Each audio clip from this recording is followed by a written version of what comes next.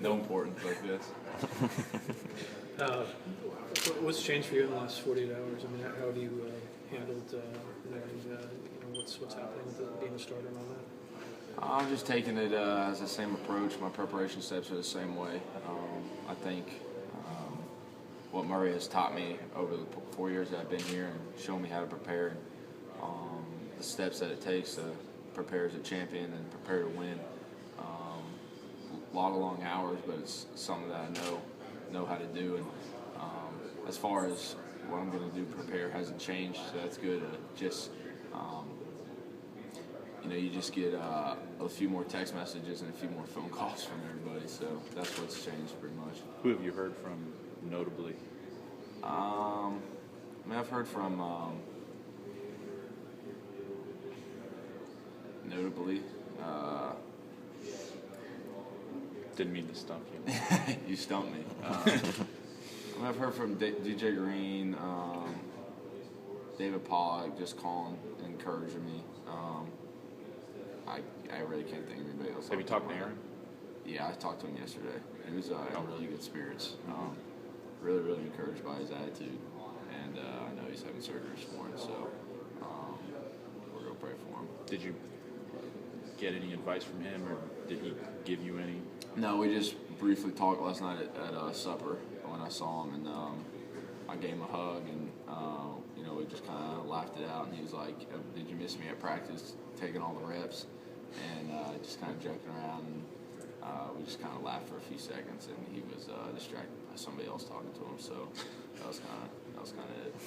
Did you enjoy? I know you didn't enjoy not playing, but the anonymity that kind of comes a little bit with being a backup and not getting the playing time, and how your life's going to change in the next 14 hours, whatever it is. Yeah, I mean, it's unfortunate the way it happened. Sports are cruel, but they're also can teach a lot of life lessons, and that's what I've learned over my 4 years. It's just part of being a backup. You got to be ready at all times. There's many times where in my 4 years here where I was just kind of tired of being in the same position mentally, physically, and emotionally. And I can't tell you every day I walked in here I wanted to prepare, and I was wondering, will my opportunity ever pay off? And the thing about it is you never know when it will, and you can look real stupid if you just kind of go about your business and don't ever prepare. And so that was one thing I challenged myself to do, is just always prepare, because you never know when your opportunity is going to come. And I wanted to make the most of it because I knew my opportunity was short, and that window was short. Rhett was described you as a guy who's funny, who likes to joke around, but guys yesterday were describing you as fiery and passionate. So which is it? It's a little bit of both. I mean, I'm pretty laid back until I step on the field, and really until game day. Just something about stepping on there when the lights are on, and the moment's bright just kind of fires my passion to just to compete and go out there. And we put so many hours and so much effort and so much work in the week, and that you want to go out there and you want to play well and you want to succeed and you want to win. So I'm definitely passionate. David Andrews was saying yesterday that when you got in last week, it was like you wanted to go. And he was like, I got to make my calls. I got to get everybody set. So is there going to be a little bit of getting to know each other between you and the line? Yeah, they know I like to keep things going a little quick.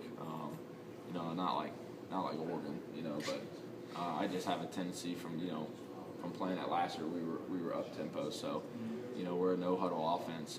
So just by my nature, I'm a little faster than Aaron. What about your tussle with Herrera? That was kind of made the rounds. What was that? That was a long time ago. Was that the spring? When was it? Yeah, I guess. Is that kind of, you'd like to mix it up a little bit? Yeah, I mean, I just. What happened there?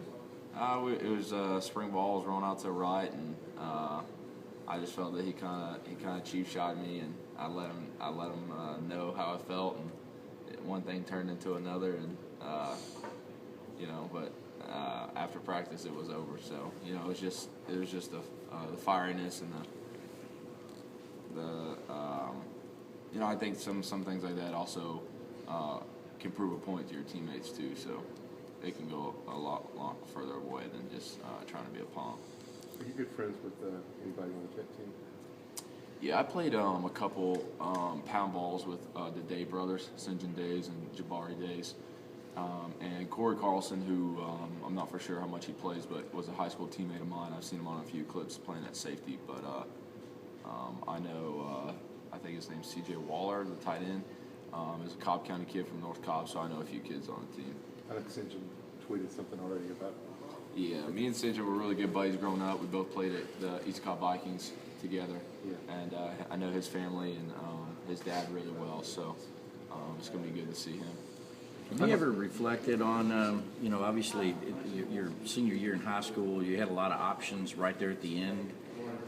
You ever spent much time at all reflecting on what if I'd have gone somewhere else? Or you'd probably played more than you have to this point now. Yeah, Finally getting your time. I think when I first got here and I realized that Aaron was going to be the man and I was going to have to play second fiddle, so to speak, for quite a while, thoughts like that did come into my head. And, when I met with Coach Rick twice after 2 seasons, I tried to figure out where was the best fit for me. And, just because, and I told Coach Rick this, especially when I was meeting at the end of the season, my heart was telling me one thing and my pride was telling me the other thing. My heart wanted to be a Georgia Bulldog, but I knew I just wanted to play. And I knew time was running out. And so it was a very, very tough decision. I don't think I even knew what the right decision was. I just had to trust the Lord and go with it. And it's just unique and funny how things work out. I mean, that's still, I only get 16 games in my career, so it's not a lot of time to leave a legacy and leave a mark. But